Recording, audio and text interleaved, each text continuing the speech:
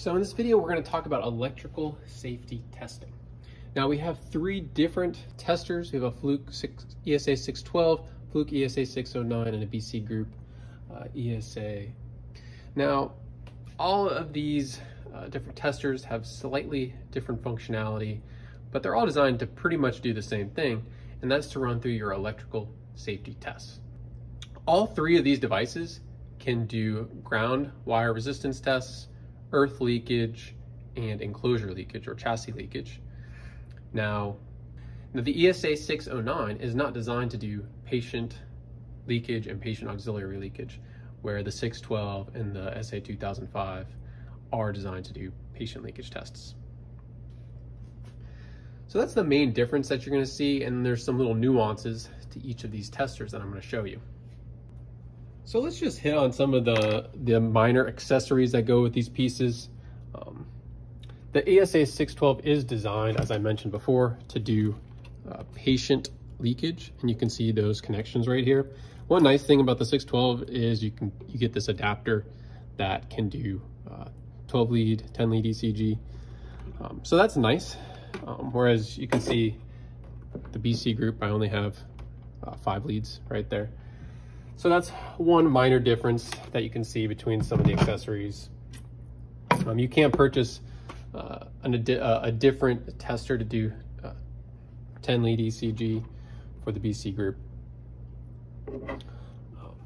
You do get this power adapter with the Flukes that can be used to test into normal outlets as opposed to hospital outlets. Whereas the BC Group just comes standard with the normal plug configuration, standard plug configuration.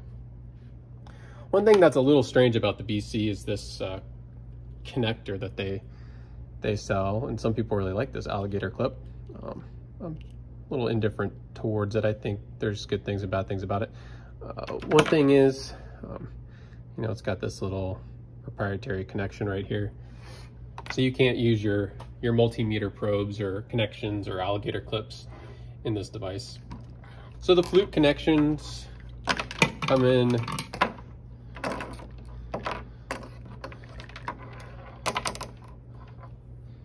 each Fluke is going to come with its own set of red and black probe connections leads.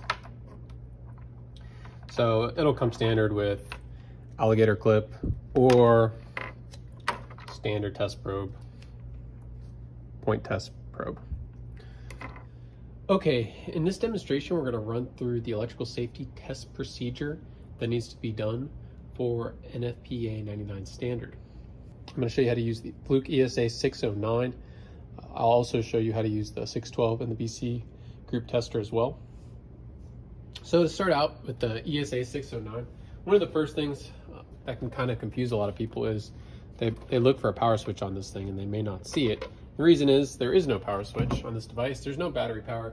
It has to be plugged into the wall. And as soon as you plug it in, that's when it'll turn on.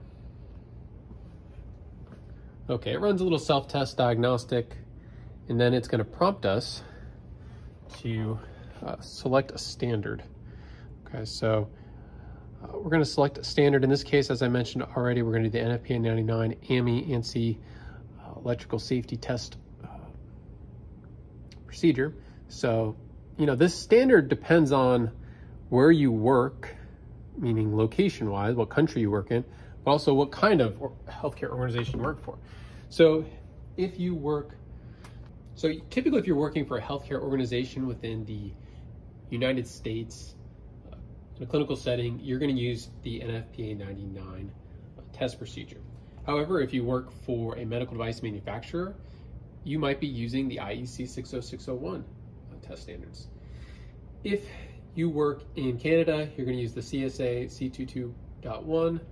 If you work in Australia, you're going to or New Zealand, you're going to use the ASNZ 3200-1.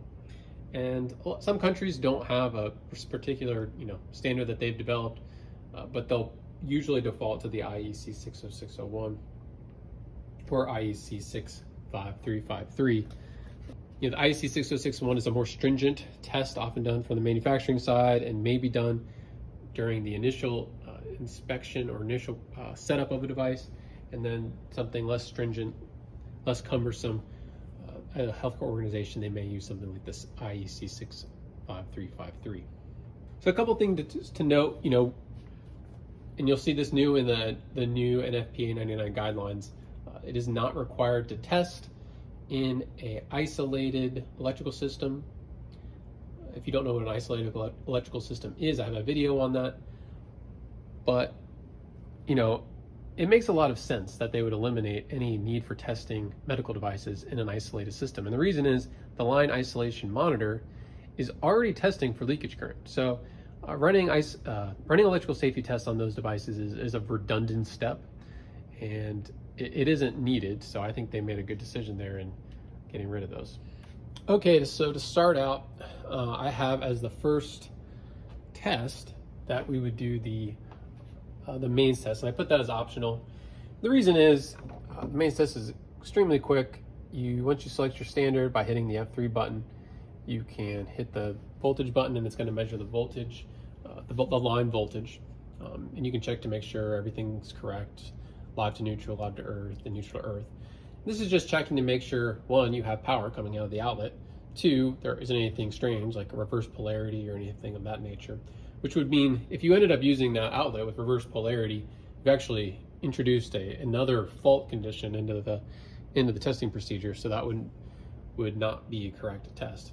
So what I would say is if you're using an unfamiliar outlet, you should check it to make sure everything's functioning properly. But if you're using something that you've already tested that day or something that you test very frequently, you know that, okay, power's working correctly, or it's a pretty safe assumption to say that the power is working correctly, and there's no issues like reverse polarity in that outlet.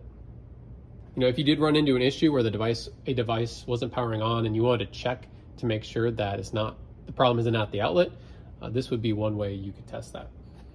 So once you do the mains test, you can now work towards the ground wire resistance test. So to do the ground wire resistance test, what you're going to need is you're going to need a lead and a probe.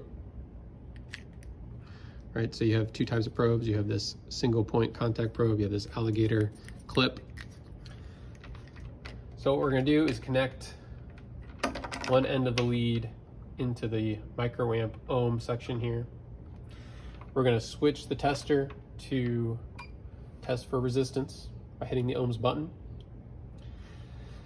So the goal of this test is to measure, it's a 2-point measurement, okay?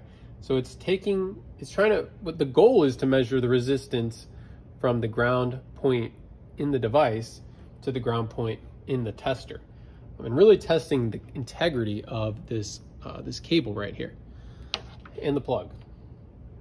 Now, you notice right now it's measuring open line, which makes sense because this test point condition, it needs two test point conditions, and this one right here is not touching anything, and the one inside the probe, the tester is not touching anything, right? This test point isn't touching anything.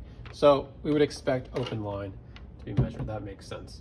Now, if I were to put this in the tester, I should be able to measure the resistance of the probe, the lead and the probe, I should say. I'm measuring the ground wire resistance of that probe. And once I see that drop down to a pretty sufficient level, I can actually, you see I have right here, I've put the end of this probe tip into the ground connection point of my outlet. And what I can do once I have that is then I can hit the 0 button on my tester. But I should not see any variations really past the micro ohm. So I'm going to 0 that one more time actually. There we go. So I shouldn't see any variations too much more than about a micro ohm. Sorry, a couple micro ohms of change and variation. Some of that has to do with just the pressure that I apply with this probe tip, and there's contact resistance that can change depending on how much pressure I apply. Now, I'm going to go ahead and use the Alligator clip quick side note, if you are going to use the Alligator clip, Fluke includes this little adapter for the 609 that you can place into this ground test point, this ground point, and make your connection with your Alligator clip there. Whichever way you choose, whether you use the point probe or the Alligator clips, you obviously want to zero the device, the probe that you're going to use. So we can go ahead and plug in our medical device into the tester. And remember, the goal is to measure the resistance from this point to this point over here. Plug that in. For the ground wire resistance test, it doesn't matter whether your device is on or off. For leakage currents, you do need to test in both the on and off position for the device. So let's go ahead. We've got our device plugged in, still measuring open line, which is a good thing because this part I haven't connected to anything yet. I'm going to go ahead and connect my Alligator clip right there. So you can see I am measuring about 0.16 ohms. For ground wire resistance, it's to be less than 0.5 ohms. And as you can see on the tester, I am getting less than that. It is a little high, a little higher than I'd like. And the thing is, the test is not complete. You have to strain the power cable at both ends. So you need to strain by moving this around, right? Move this up and down and side to side and see how that affects your ground wire resistance. So I am getting a decent amount of variation there. And you notice there is an enclosure here that shows me that someone's patched this cable. I also need to strain the cord on this side as well and see how we're doing. So this cable is moving around a little bit more than I'd like. You know, it does pass the ground wire resistance test. If you were a little bit worried, because I am getting some variation, you can see I'm dropping actually resistance quite a bit by pushing on that. So that tells me there's maybe some loose connections in there. That makes me a little nervous. So what I can do is I can actually change out that plug altogether. It's not necessarily that it failed the electrical safety test, but sometimes it's just better and easier to replace a cord than have an issue down the line. Because there's a reason that resistance is dropping like that. So now I replaced it. I'm actually running a much lower resistance value there, 0.05 ohms. Obviously, but this one I would need to move the cord around as well and make sure that the resistance values stay sufficiently low with this as well. And this one is the integrity of this cable is in better condition. So we're getting that lower resistance value. Because I can see that the cables are nearly identical in length. Okay, so once you do the ground wire resistance test, now it's time to run the touch current test. Touch current, also known as chassis leakage or enclosure leakage test, the NFPA99 needs to be run in single fault condition in both the on and off positions. So touch current in the NFPA99, touch current has to be done in certain testing conditions, right? So we have to run it in a single fault condition, in this case with the ground lifted, and we can do that using the tester. And also we need to turn the device on and off at its toggle switch. All right, so we need to do all of those things. We're gonna go ahead and leave that Alligator clip right on there. We're gonna come over to our tester and we're going to change this to microamps. You can see we're measuring chassis leakage, which is what we want to measure. The earth is open, so that's our single fault condition. We're looking good right there. And we have normal polarity, which is what we want. And we have the closed neutral, which is good. So you see these, you know, being able to open and close the neutral, change polarity, those are test settings that you would normally run in a more stringent electrical safety test. For instance, ISO 60601 safety test, you'd have to change and check the electrical leakage currents under those test conditions, in addition to lifting the ground in single fault conditions that we're testing right now. All right, so we're running our test. Right now we're just doing the test connected to the ground test point here, or the test point here for the device. Turn the device on and off. So we need to make sure we go to the switch in the device, turn it, in this case I'm turning it off. We should expect to see the leakage current drop. I'm not really sure why they want us to, I'd be really interested to know the decision behind why do you test it in the on and off position. What device is going to have a higher leakage in the off position? So if you've had any experience where you've seen a device have a higher leakage current in the off position, I would be interested to know what situation that would be in. Because almost always in my experience, the leakage current is going to go up when we turn the device on. But in either case, we are right around 78.6 microamps of leakage current. And for our test standard for touch current, we need to keep it needs to be less than 500 microamps. So this would pass the test. So depending on the device, you may need to measure more than just one point. Right now we've only measured this location for leakage current, and that seems to be my highest leakage current. And in my experience with the device, you are going to measure your highest leakage current right there. But it's a good idea to know your device, know what your manufacturing service label says, and obviously just be familiar with that device itself to look for what are potential touch locations that a patient or clinician could touch that could be a potential source of path for leakage current. So, this ideally is is connected to any potentially hazardous touch locations on the device, but you may not know what those potential hazards are, and sometimes service manual, sometimes the service manual doesn't really tell you everything about the device, and you may not know what are. So if you're ever dealing with a device for the first time or you're not familiar with it, sometimes it's a good idea just to get a sense of, okay, this is clearly a metal case. Is this a conductive case? Ideally it's connected to that test point over there, but let's just make sure. Let's see what's going on. Is there any locations here that have a high leakage current? And in this case, no. This has clearly been an insulating layer has been put on this, which is a smart idea from a design perspective. You wouldn't test necessarily any of these ports, especially because as an ESU, this is actually designed to create leakage current in certain situations when the return electrode is in and things of that nature. So you don't need to test those ports. But if you had a metal switch, you might test that. If you had any metal buttons or maybe even a screw that could be potentially touched by the clinician or a patient, that would be a thing, that would be something that you'd want to test with the probe with this touch current.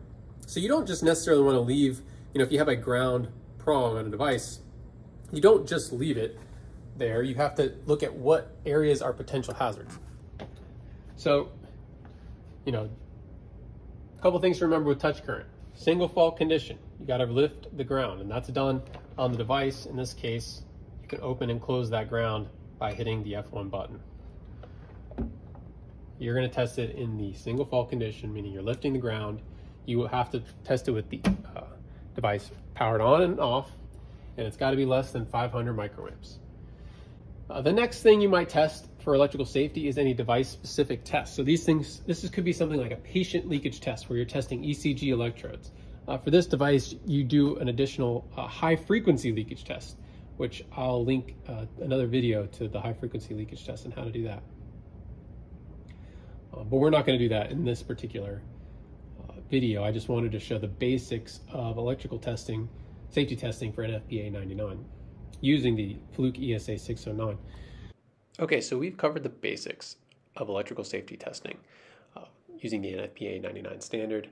I'm going to post new videos with the ESA 612 and the BC group tester, where we'll probably use, we'll do some patient leakage testing with the ESA 612, and I might do the ISO 60601 with the BC group tester.